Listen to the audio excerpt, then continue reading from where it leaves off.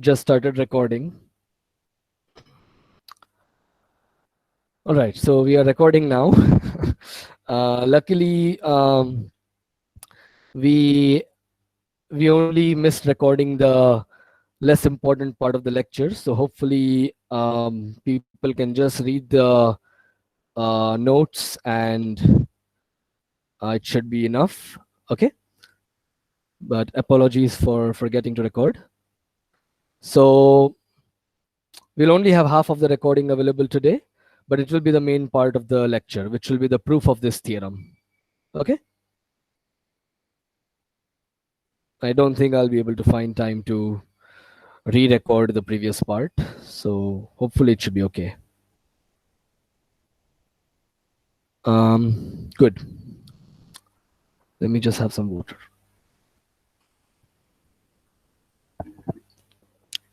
Are there any questions or concerns at this point?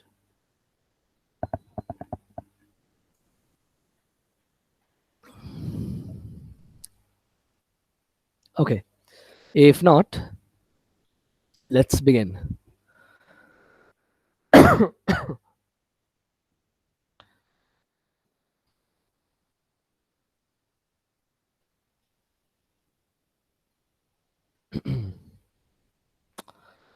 All right. So we're going to prove by induction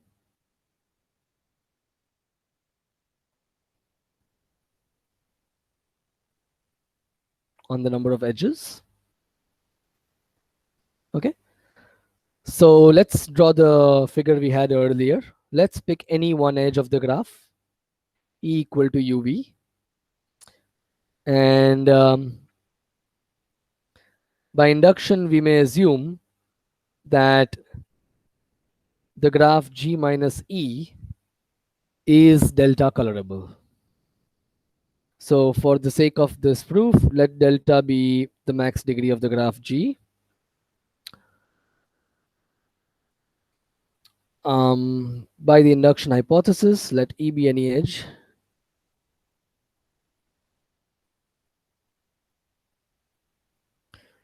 By the induction hypothesis, G minus E is delta colorable.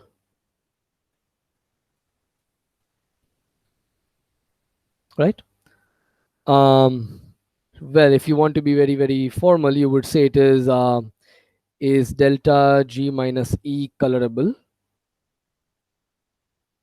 But notice that the maximum degree of G minus E is upper bounded by the maximum degree of G.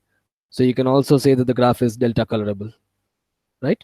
Maybe you're not using one of the colors, it doesn't matter. Okay, so we have a proper delta coloring of the graph G minus E. Our goal is to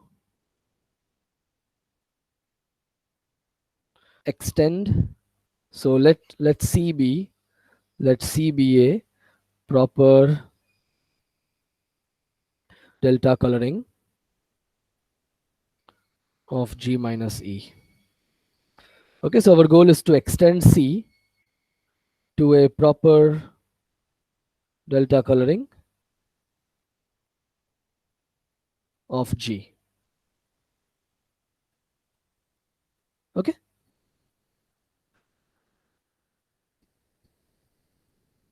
So if there is a color that is available at U, and if the same color is also available at V, then we are just done, right?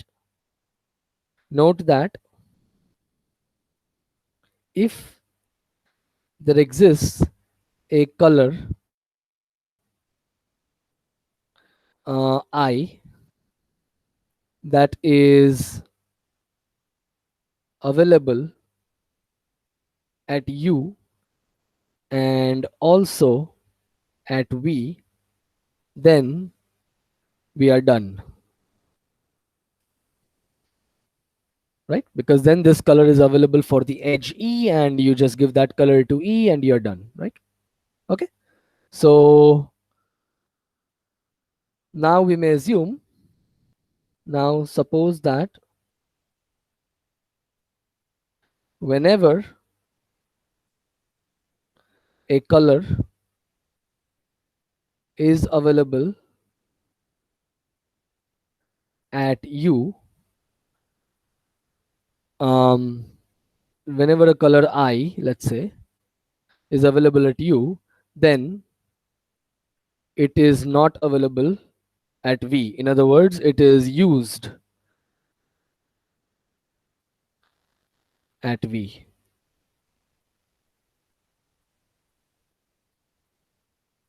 Okay, so if a certain color I is available at U, it is definitely used at the vertex V. Okay, so we are going to assume that, and vice versa, and vice versa, right? So if a color is available at V, then it will be used at U. Okay,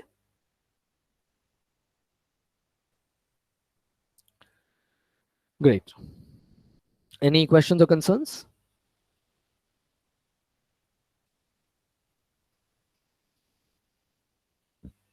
Okay, now notice that at most delta minus 1 colors are used at U, right? Because we have removed the edge E. So in the graph G minus E, the vertex U cannot have degree delta, right? Its degree is at most delta minus 1. And likewise, at most delta minus 1 colors are used at V. So in other words, at least one color is available at U, and likewise, at least one color is available at V. Since the degree of U in G minus E is the degree of U in G minus 1, at least one color is available at U. Okay, and likewise, at least one color is available at V.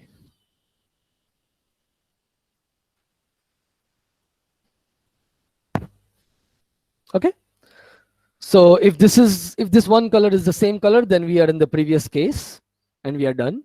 So we are going to assume that they are two different colors, right? So suppose I is available at U, and I want you to think of I as the red color. Supposing the red color is available at U, by our previous assumption, this color has to be used at the vertex V. This implies that I is used at V. Okay, and now suppose that J, and I want you to think of J as blue. Supposing J is available at V, well, this implies that J is used at U. Okay,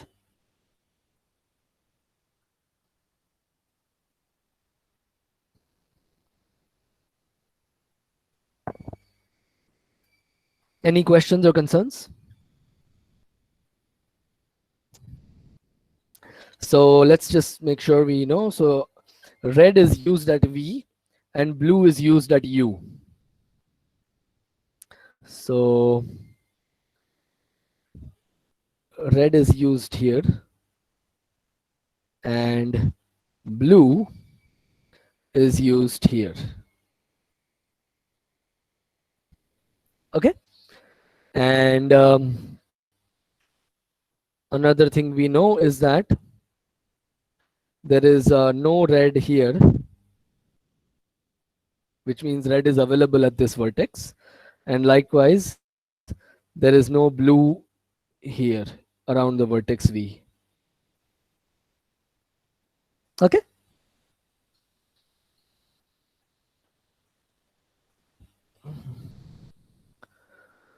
Any questions or concerns? Is everything clear?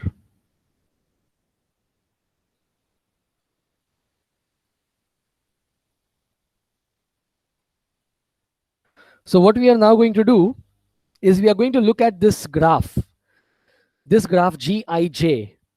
So all the edges that are colored blue and those that are colored red. Okay.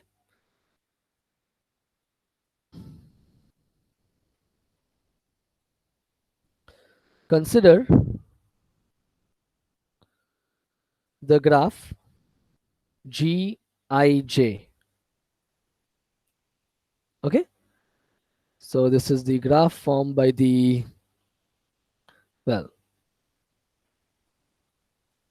graph induced by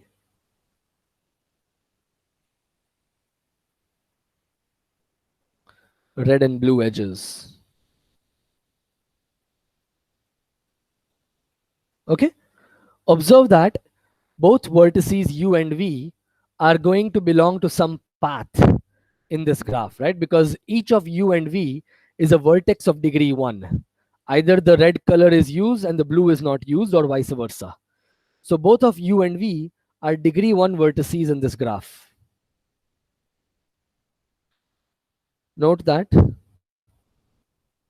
the degree of u in this graph is 1, and it is also the case for degree of v. Okay. So this implies that each of u and v is an end of some path in Gij, some path component. So not a cycle component, but a component that is a path. Okay. So there are two possibilities. Either they are both ends of the same path, or they belong to different paths. Okay. So let's consider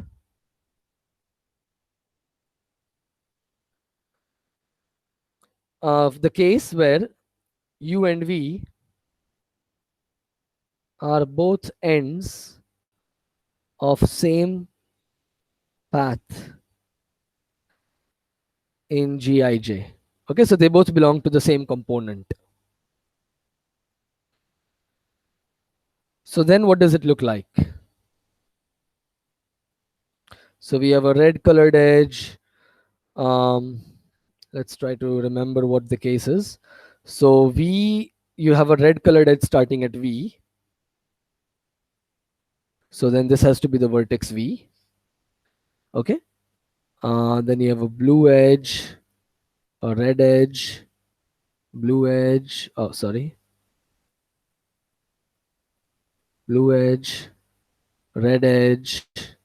And we will have to end at a blue edge because the vertex U has the blue edge, but it does not have the red edge, right?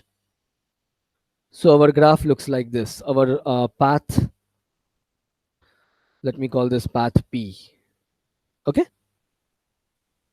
So this is our path P, and this is a component of Gij. Does anybody see a problem? I claim that there is a contradiction here. Does anybody see a contradiction? You won't see the contradiction here. You will see the contradiction when you go to the graph G. In the graph G, you have an edge E like this. Do you see what the contradiction is?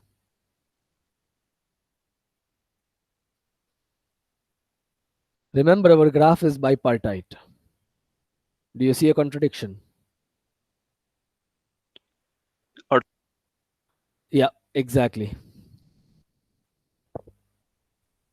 What we have here is an odd cycle. If u and v belong to the same path, then this path will start at a red edge, end at a blue edge. Therefore, it will be of even length.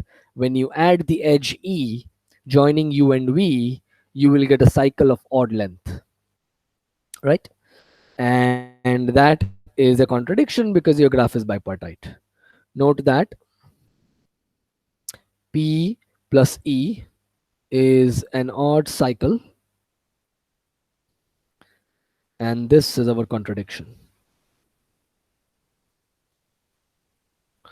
Any questions or concerns? Is everybody convinced? Does everybody follow what happened? Okay. Well, in that case, let's move on to case 2. So U and V are ends of distinct paths in Gij. Okay. So what does that mean? That means that the drawing looks like this. I'll actually go back to the original drawing and show you what it looks like there. So you will have a red edge here. This belongs to some path, right? Then you'll have a blue edge. Then you will have a red edge. And likewise, and maybe this path will end here, right? So maybe it looks like this. This is a path P that contains the vertex U. And there is a different path Q that contains the vertex V. Right? We don't know what these paths parities are. They don't really matter. Okay. But these vertices are the ends of the path. So they are degree 1. Okay. So this, what I've drawn is the whole path as an illustration. Okay. So what would we do in this case? Can anybody suggest what we are going to do in this case? So we have two different paths, P and Q. P contains the vertex U and Q contains the vertex V, right? And these are components of the bicolored subgraph Gij. So what do you think we should do in this case?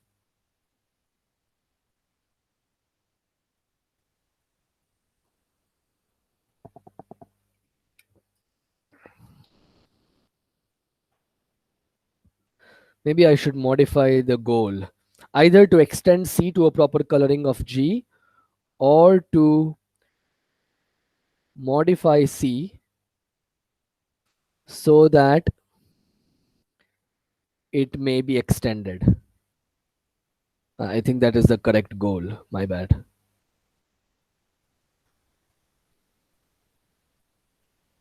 So can anyone suggest how we would modify the coloring so that we can extend it to a proper coloring of G? Swapping I and J in one of the paths. Exactly. So let's take our path P and swap the colors blue and red on that path. So what will happen is that red will now be used at U. Red is already used at V. In particular, blue will not be used at either U or at V, right? And so blue will then be available for the edge E. So obtain a coloring, a proper delta coloring of G minus E by swapping I and J on the path P. So the P is the component of Gij that contains U. Okay.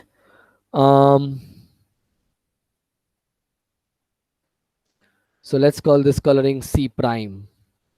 Note that C prime, as per the coloring C prime, blue is available at U and also at V. Thus, we put C prime of the edge E to be equal to blue and we get a proper delta edge coloring of G.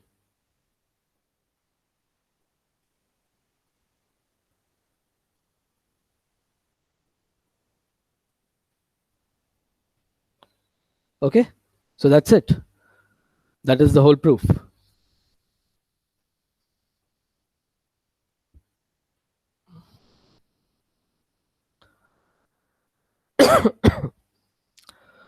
All right, so are there any questions or concerns?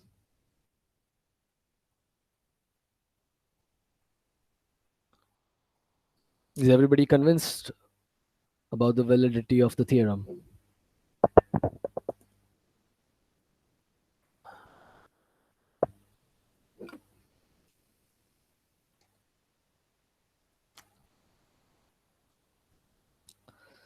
Okay. Well, in that case, so yeah, basically this is all I wanted to cover today. I wanted to just prove this theorem. Wissing's theorem is significantly harder to prove than this. So we'll prove that tomorrow. I hope we can finish it. The trouble is that 50 minutes will not suffice.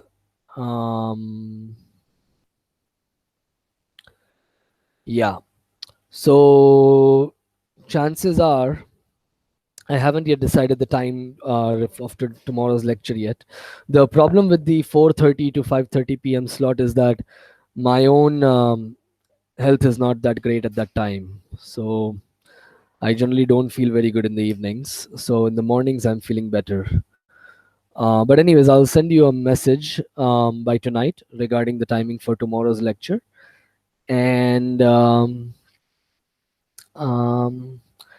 if we don't finish Wissing's theorem in 50 minutes, then I might just go over by another 15-20 minutes and just finish it. Because if we have a discontinuity, then it may not be as much fun. Okay, so in case you have to leave the meeting, that's fine. The recording will be on YouTube. Just remind me to start recording. Sorry, I forgot today, but the main part of the lecture has been recorded, so I'm hoping that it shouldn't be a problem. Okay, and the notes will be available anyways.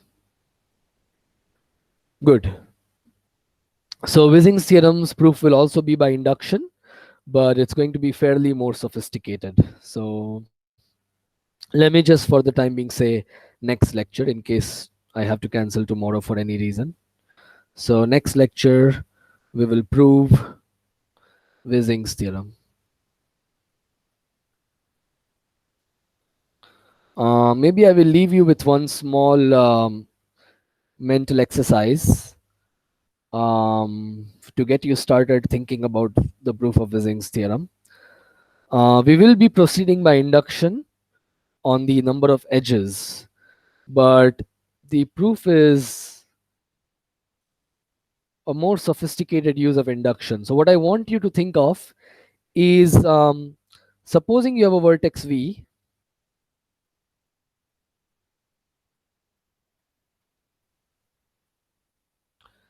and let's say this is your graph G minus V.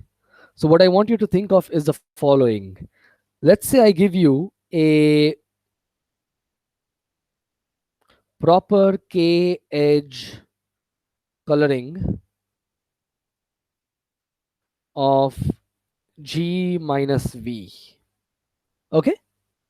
So instead of removing an edge, I am right now for the moment removing a vertex. Okay. I want you to think about the following. Under what circumstances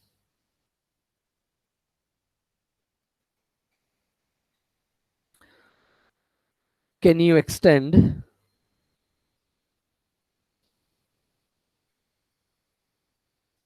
C to a proper K edge coloring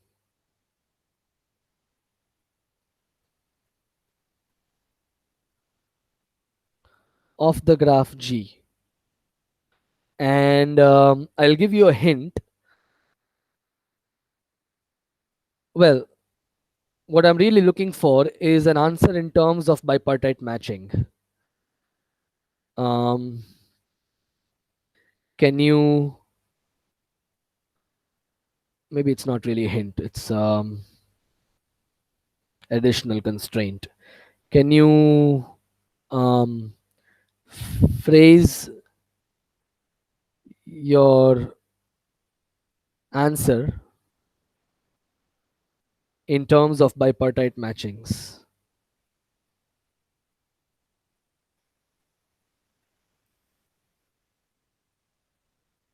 Okay, so I'll just leave you with this sort of vague question.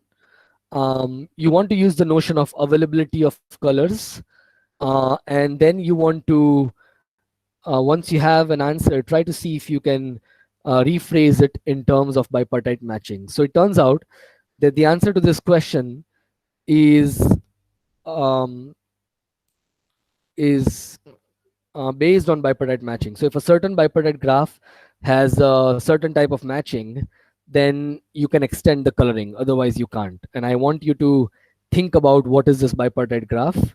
And if you get the answer, then maybe say it tomorrow or during the next lecture. Okay, good. Are there any other questions or concerns? I'm here for another 4 minutes. So please feel free to ask any questions you may have.